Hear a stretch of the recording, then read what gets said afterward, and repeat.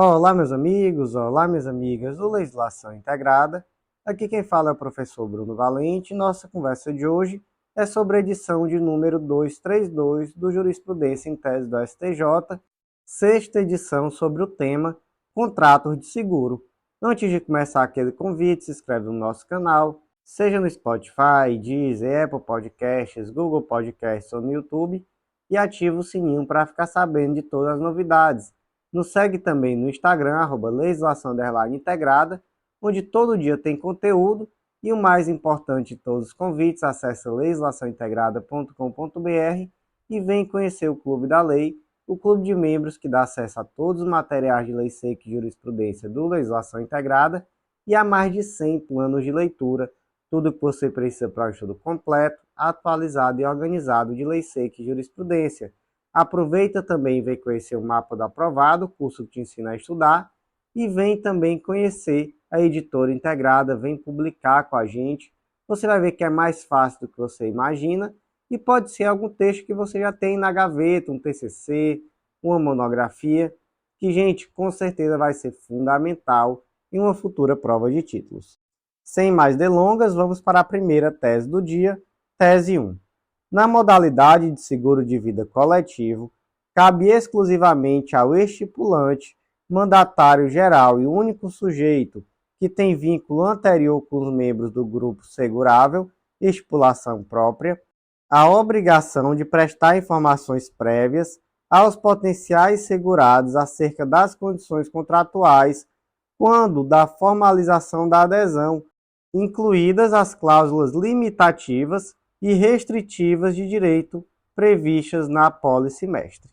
Gente, na verdade, esse é o ponto 1 do tema repetitivo 1112 do STJ, que também tem o ponto 2, que eu vou ler mais ao final para explicar, porque na verdade esse ponto 1 é a regra e o ponto 2 traz uma exceção. Mas vamos lá, para que fique claro, um caso concreto adaptado.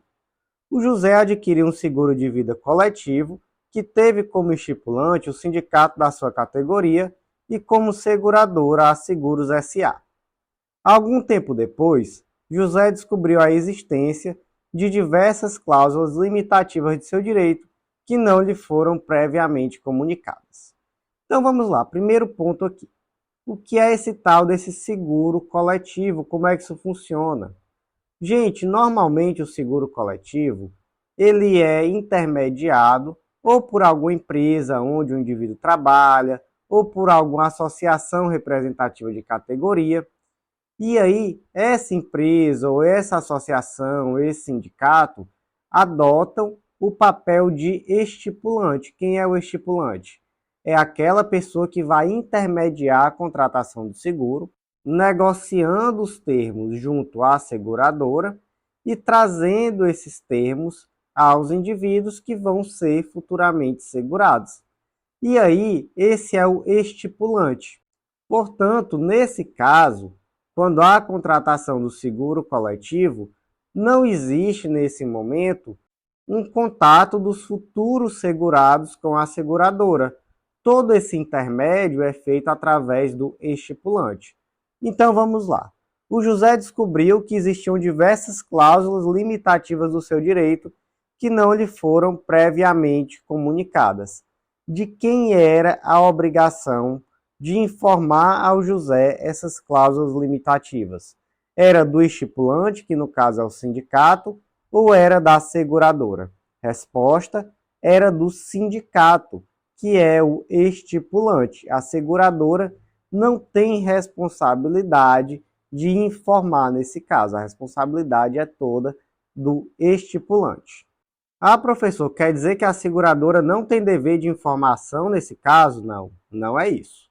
A seguradora tem dever de prestar informação sempre que a informação lhe for solicitada. Então, se o indivíduo aderiu a um plano coletivo, mas esse indivíduo tem alguma dúvida, ele pode ligar diretamente na seguradora e tirar essa dúvida, tudo certo.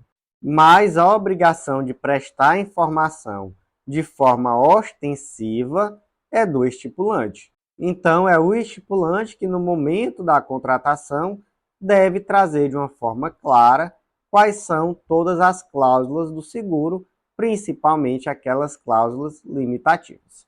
Gente, existe alguma exceção? Existe. É na situação do falso estipulante. Então, veja só o que diz o ponto 2 da tese repetitiva. Não se inclui, no âmbito da matéria afetada, as causas originadas de estipulação imprópria ou falsos estipulantes, visto que as apólices coletivas nessas figuras devem ser consideradas apólices individuais no que tange ao relacionamento dos segurados com a sociedade seguradora. Falso estipulante, como é isso? Imagina que haja um grupo esse de pessoas que nem se conheciam, que nem têm vínculo nenhum em comum, então não são da mesma empresa, da mesma associação, do mesmo sindicato, mas na verdade uma determinada empresa estava trabalhando, fazendo planos coletivos para essas pessoas. E aí ela reunia um grupo de pessoas e apresentava a cada uma dessas pessoas um contrato de seguro coletivo. O que é isso? Isso é um falso estipulante, porque na verdade não existe nada que una esse grupo que faz parte desse plano coletivo. Então, nesse caso da estipulação imprópria ou do falso estipulante, aí esse plano será tratado como se fosse um plano individual. Então, nesse caso, a seguradora não consegue se furtar do seu dever de informação. Então, vamos reler aqui como é que ficou a tese 1. Na modalidade de seguro de vida coletivo, cabe exclusivamente ao estipulante, mandatário legal e único sujeito que tem vínculo anterior com os membros do grupo segurável, estipulação própria, a obrigação de prestar informações prévias aos potenciais segurados acerca das condições contratuais quando da formalização da adesão, incluídas as cláusulas limitativas e restritivas do direito previstas na apólice mestre. Tese 2. Não é ilegal ou abusiva a cláusula que prevê a cobertura adicional de invalidez funcional permanente por doença (IFDP) em contrato de seguro de vida em grupo, condicionando o pagamento da indenização securitária à perda da existência independente do segurado, comprovada por declaração médica. E aqui temos mais uma tese julgada sob o rito repetitivo, é o tema 1068 do STJ. Vamos lá para um caso concreto adaptado. Imagina que o José é um trabalhador segurado de um contrato de seguro de vida coletivo. Ele desenvolve uma doença que o incapacita totalmente de permanecer trabalhando. Ocorre que a apólice do seguro de vida prevê que será devida a indenização apenas no caso de perda da existência independente do segurado, comprovada por declaração médica. O que é essa perda da existência independente? É aquele indivíduo que ele fica em um estado que ele precisa permanentemente do auxílio de terceiros. Então, por exemplo, é aquela pessoa que ficou gravemente incapacitada, em um nível muito grave mesmo. É aquela pessoa que está em estado vegetativo e etc. Ele ficou assim? Não, ele não ficou assim, mas ele ficou incapacitado para o trabalho. Tanto é que o INSS concedeu a aposentadoria por invalidez a José, mas a seguradora nega o pagamento da indenização securitária. Pergunta: a concessão da aposentadoria pelo INSS, reconhecendo que de fato o José está incapacitado para o exercício do trabalho, é causa suficiente para obrigar a seguradora a pagar a indenização securitária? Não, não é. Até porque, gente, essa cláusula que limita a indenização securitária à perda da existência independente do segurado, comprovada por declaração médica, não é uma cláusula abusiva. Sobre isso temos a tese repetitiva, tema 1068 do STJ. Inclusive, lá na edição de número 95, foi publicada a tese 2 do Jurisprudência em Tese da STJ. Para fins de cobertura contratual, a clara diferenciação entre cobertura por invalidez funcional e por invalidez laboral. Então, a cobertura por invalidez funcional é aquela invalidez funcional permanente e total por doença. Então, é esse indivíduo que ele precisa permanentemente do auxílio de terceiros. Já a invalidez laboral, ela é uma invalidez tão somente para o trabalho. O indivíduo, ele não tem mais condição de trabalhar, mas ele ainda consegue se alimentar, ele ainda consegue ter uma vida relativamente independente. Tese 2, então, como é que ficou?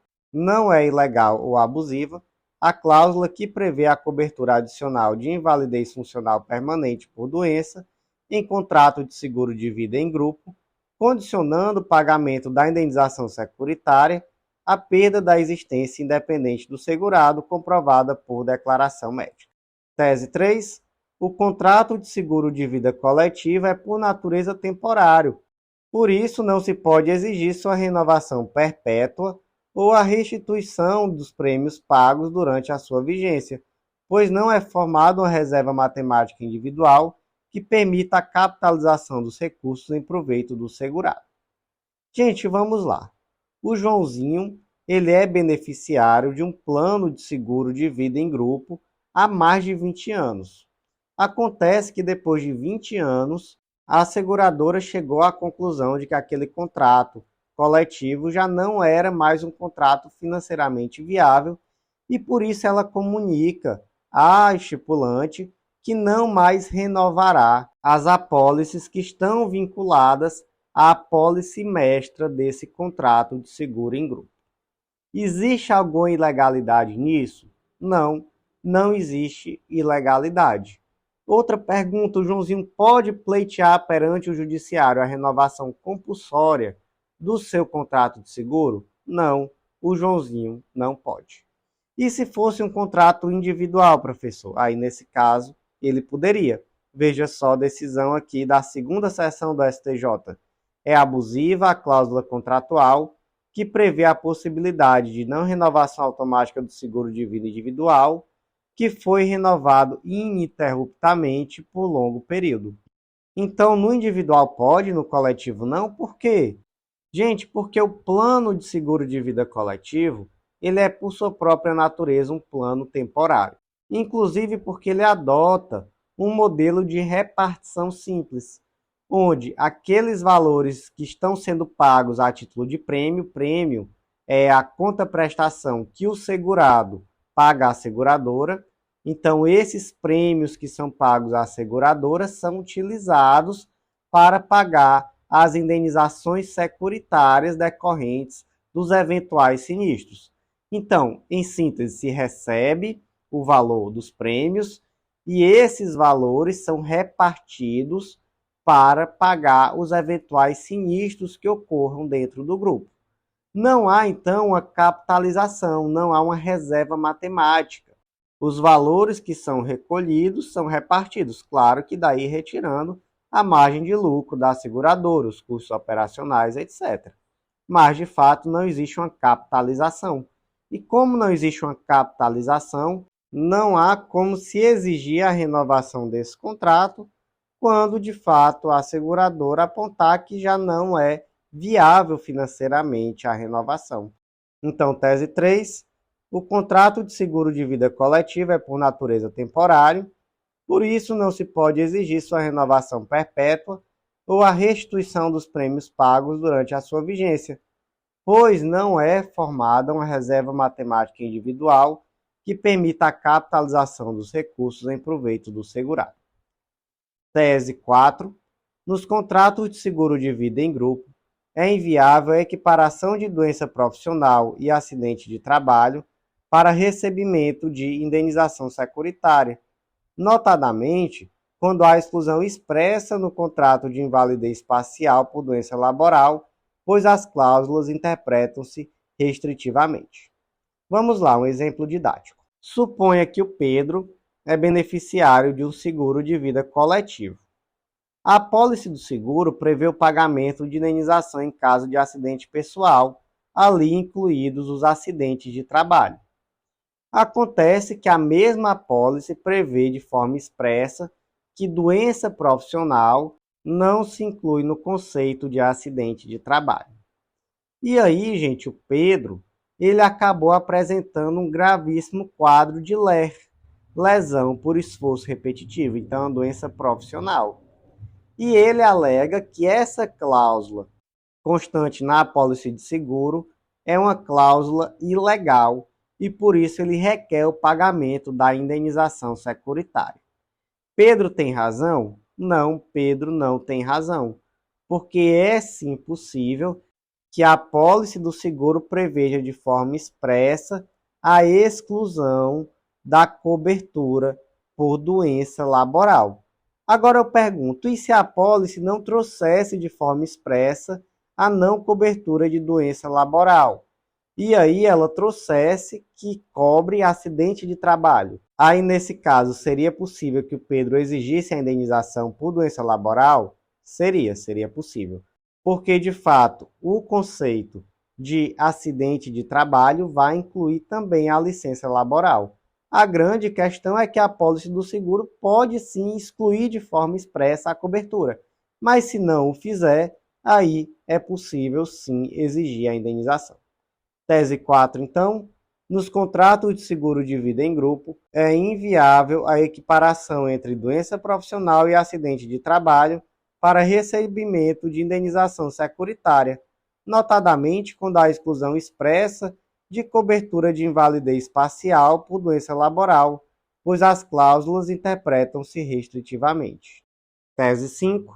É devido o pagamento de indenização securitária decorrente de contrato de seguro de vida em grupo quando o sinistro ocorrer durante um período em que a manutenção do pacto decorreu de tutela antecipada em ação coletiva, diante do aperfeiçoamento do fundo mutual, pois não houve a restituição das parcelas recolhidas a título de prêmio durante o período em que a apólice foi prorrogada. Vamos aqui para mais um exemplo didático. A Maria é beneficiária de um seguro de vida coletivo estipulado pela empresa em que ela trabalha. Após anos contribuindo, a seguradora optou por não renovar o contrato de seguro. Então, a empresa propôs uma ação judicial requerendo a renovação compulsória do contrato de seguro de vida coletivo. E aí obteve uma decisão liminar que determinou a manutenção do plano até decisão final. Primeira pergunta: essa decisão liminar foi concedida de forma correta, de acordo com a jurisprudência do STJ? Não, até porque nós conversamos lá na tese 3 que o contrato de seguro de vida coletiva ele é por sua própria natureza temporário e não é possível requerer judicialmente a renovação compulsória. Certo, voltando para o caso concreto, acontece que essa liminar permaneceu vigente por 2 anos, até que veio uma sentença de improcedência e essa liminar perdeu o efeito. Ocorre que durante esses 2 anos, os prêmios foram pagados normalmente. E aí, gente, prêmio é o valor que o segurado paga à seguradora, tá? É a contribuição mensal que é paga. Esses prêmios foram mensalmente pagos. E aí, nesse íntere de 2 anos, a Maria sofreu um acidente. E esse sinistro estava coberto pelo contrato de seguro de vida coletivo. Pergunta-se, a seguradora vai precisar pagar a indenização securitária? Gente, resposta sim.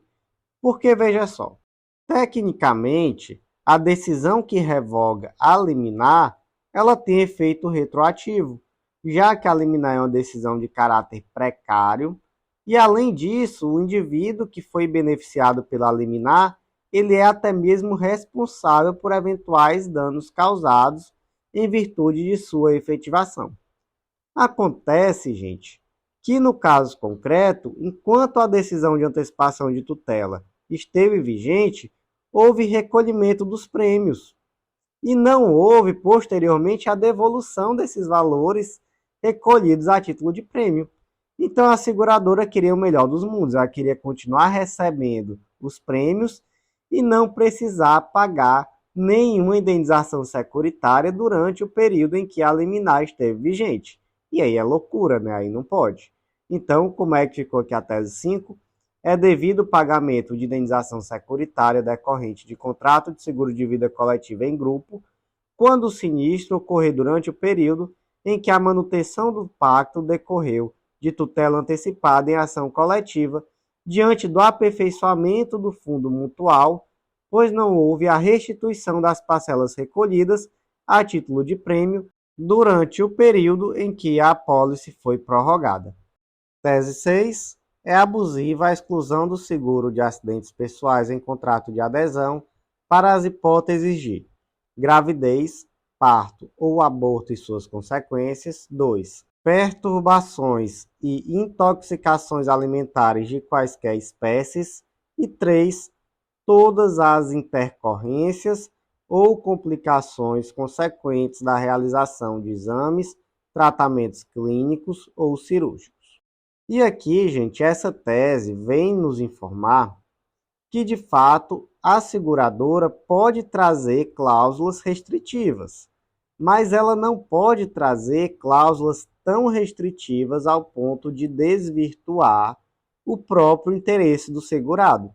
E aqui nós temos 3 exemplos de cláusulas que são consideradas extremamente gerais e abstratas ao ponto de desvirtuar a própria essência do contrato de seguro. Portanto, 3 situações aqui em que teremos abusividade. Vamos reler a tese e recapitular essas situações. É abusiva a exclusão do seguro de acidentes pessoais em contrato de adesão para as hipóteses de 1. Gravidez, parto ou aborto e suas consequências. 2. Perturbações e intoxicações alimentares de qualquer espécie. E 3. Todas as intercorrências ou complicações consequentes da realização de exames, tratamentos clínicos ou cirúrgicos. Tese 7. O rito da regulação do sinistro carece de regulação em lei no direito brasileiro, de modo que se atribui à SUSEP, Superintendência de Seguros Privados, a formulação de política pública regulatória. Assim, em caso de recusa de cobertura securitária, o Poder Judiciário não poderá impor à seguradora a obrigação de fornecer todos os elementos coligidos no procedimento de regulação de sinistro, pois incabível a substituição da discricionariedade técnica pela discricionariedade judicial. Então vamos lá, gente. Vamos aqui para 2 conceitos. Primeiro, o que é a Superintendência de Seguros Privados, ou SUSEP? É o órgão responsável pela fiscalização, regulação e supervisão dos mercados de seguro, previdência complementar aberta, capitalização e resseguro no Brasil. Ele atua, então, no sentido de formular políticas públicas para o setor securitário. 2. O que é sinistro? Sinistro é o evento previsto no contrato de seguro que gera o dever de pagar a indenização. Então, por exemplo, no caso do seguro de acidentes pessoais, o sinistro é algum tipo de acidente pessoal. Terceiro, regulação do sinistro. É a atividade voltada à revelação da existência e conteúdo, quantificação e cumprimento da obrigação indenizatória que surge da garantia a cargo do segurador. Ou seja, a regulação do sinistro é aquele procedimento que a seguradora vai adotar após ser comunicada pelo segurado acerca de um sinistro para verificar se de fato ele existiu e se de fato ele é um evento coberto. Existe na lei, de uma forma bem delimitada, como se dará essa regulação do sinistro? Não existe. Então, quem é que regulamenta? Quem regulamenta é a SUSEP, Superintendência de Seguros Privados. Aí eu pergunto, é possível o judiciário exigir que a seguradora apresente algum documento que não é exigido pela SUSEP no momento de justificar uma recusa? Não é possível, porque nesse caso se estaria substituindo a discricionariedade administrativa da SUSEP, que trouxe essa regulamentação, pela discricionariedade judicial. E o judiciário não ter expertise técnica para isso. Quem tem é a SUSEP. Então, de fato, não é possível criar procedimentos, criar obrigações, exigir a apresentação de documentações ou nada do tipo que não esteja previsto na regulação da SUSEP. Então, gente, como é que ficou a tese 7? O rito da regulação de sinistro carece de regulamentação em lei no direito brasileiro, de modo que se atribui à SUSEP a formulação de política pública regulatória. Assim, em caso de recusa de cobertura securitária, o Poder Judiciário não pode impor à seguradora a obrigação de fornecer todos os elementos coligidos no procedimento de regulação de sinistro, pois incabível a substituição da discricionariedade técnica pela discricionariedade judicial. Tese 8. É ineficaz contra terceiros a cláusula que exclui a cobertura securitária quando o acidente de trânsito advier de embriaguez do segurado ou de outra pessoa a quem tenha sido confiada a direção do veículo, pois implicaria a transferência da culpa para as vítimas do sinistro que não contribuíram para o agravamento. Então vamos lá. Exemplo didático. Lisandra conduzia seu veículo sob efeito de álcool quando colidiu com o veículo de Vitor. Lisandra imediatamente acionou a seguradora, com a qual havia contratado o seguro, inclusive com cobertura de danos a terceiros. Pergunto: a seguradora poderá rejeitar a cobertura do prejuízo de Lisandra? Sim, é lícita a cláusula do contrato do seguro automotivo que prevê exclusão da cobertura securitária em caso de acidente oriundo de embriaguez do segurado. Certo. Mas em relação aos danos causados ao terceiro, Vitor, é possível que essa cláusula também exclua a responsabilidade?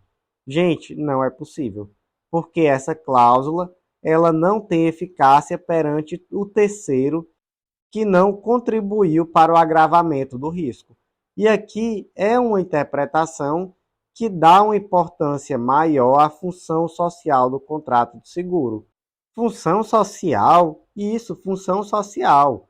O contrato de seguro, ele não tem por objetivo proteger somente o interesse econômico do segurado relacionado com seu patrimônio, mas também preservar o interesse de terceiros prejudicados. Então, por isso, é que não é eficaz perante o terceiro que não agravou o risco essa cláusula que retira a obrigação de indenizar no caso da direção com embriaguez. Então, vamos lá. Como é que ficou aqui a tese? É ineficaz contra terceiros a cláusula que exclui a cobertura securitária quando o acidente de trânsito advier de embriaguez do segurado ou da outra pessoa a quem lhe tenha sido confiada a direção do veículo, pois implicaria a transferência da culpa para as vítimas do sinistro que não contribuíram para o agravamento do risco. A tese 9 eu vou me limitar a apenas ler.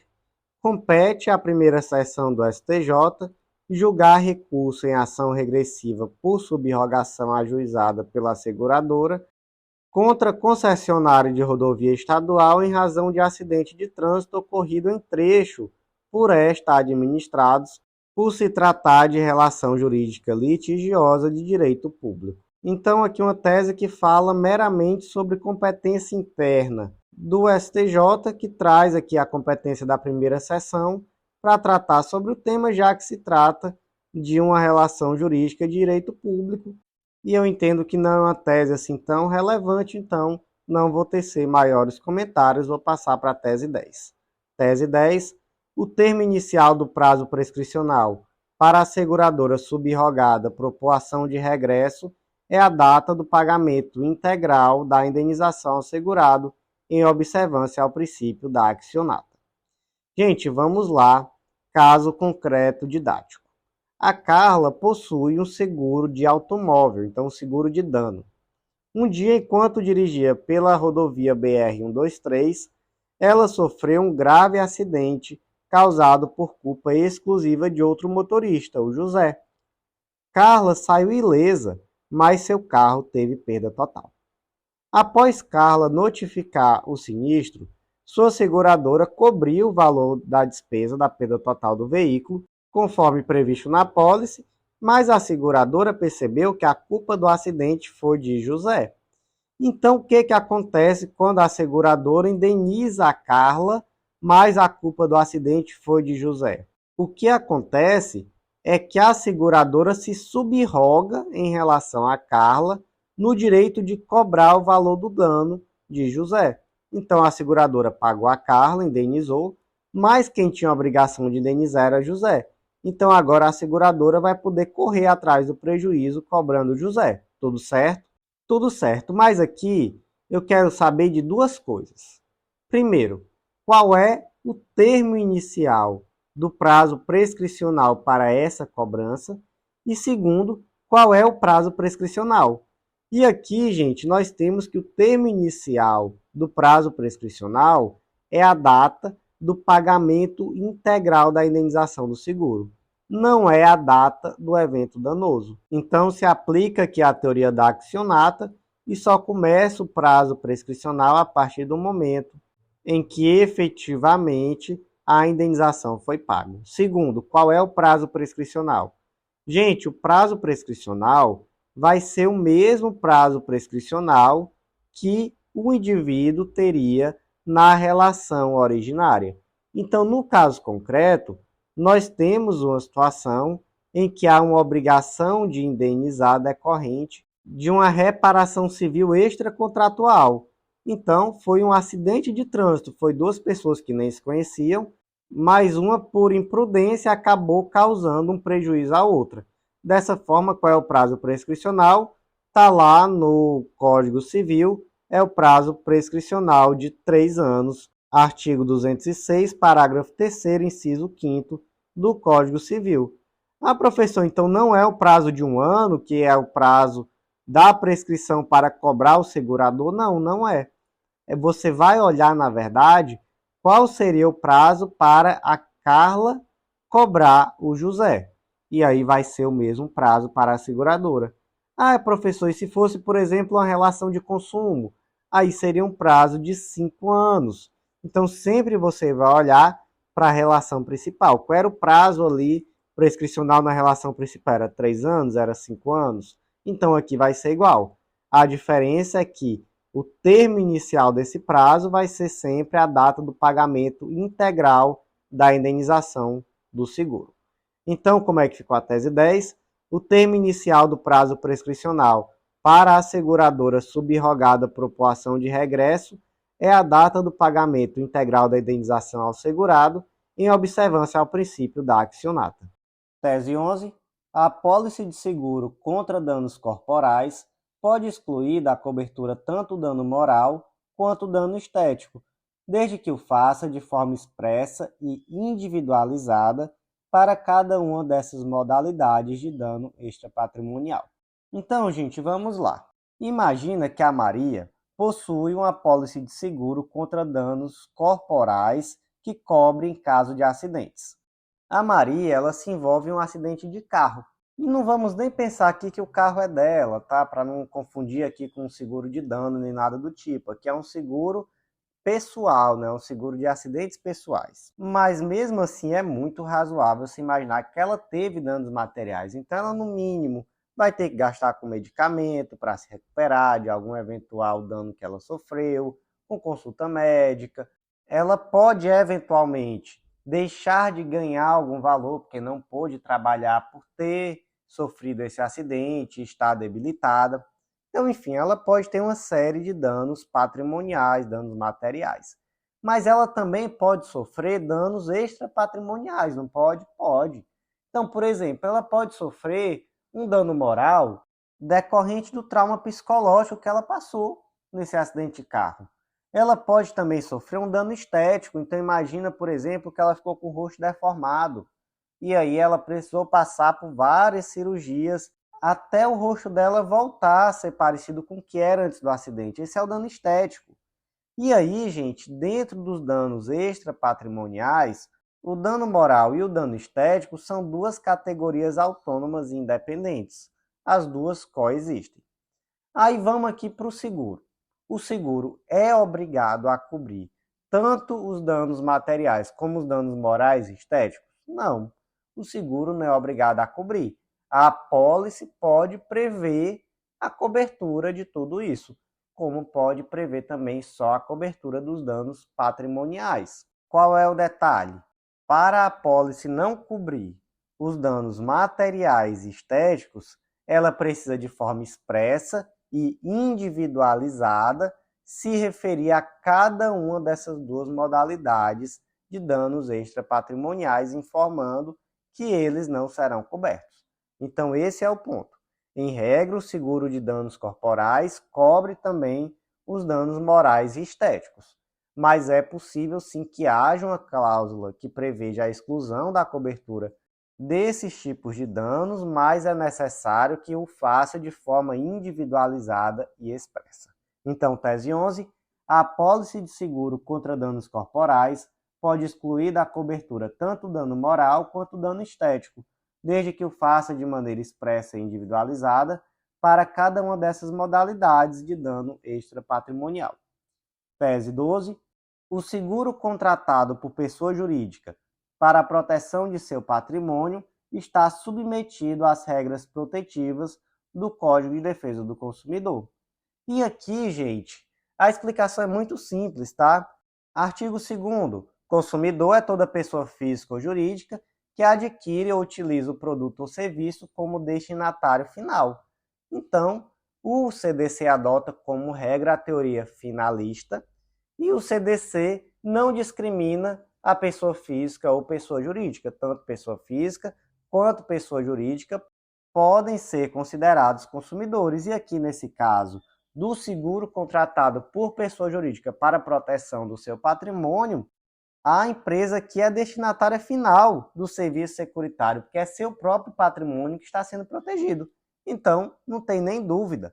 E aí eu vou, inclusive, distinguir o seguro protegendo o patrimônio próprio da empresa.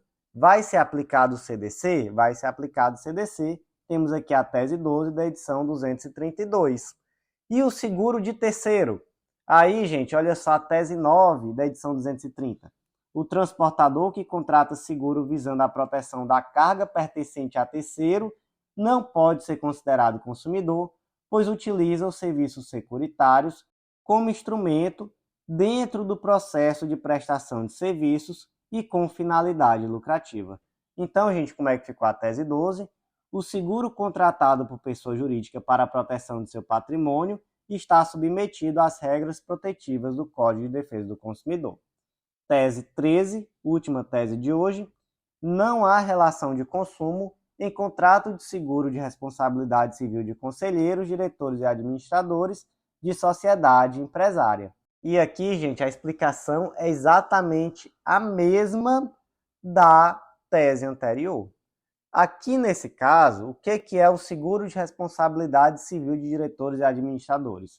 É uma modalidade de seguro que visa proteger os diretores, conselheiros e administradores de uma empresa contra eventuais prejuízos financeiros decorrentes de ações ou decisões tomadas no âmbito das suas funções gerenciais ou administrativas. Então, é um seguro que visa proteger terceiro. Quem é o terceiro? Gente, o terceiro aqui é o diretor, é o administrador, é o conselheiro. Então, aplica-se o Código de Defesa do Consumidor nesse caso? Não, não se aplica.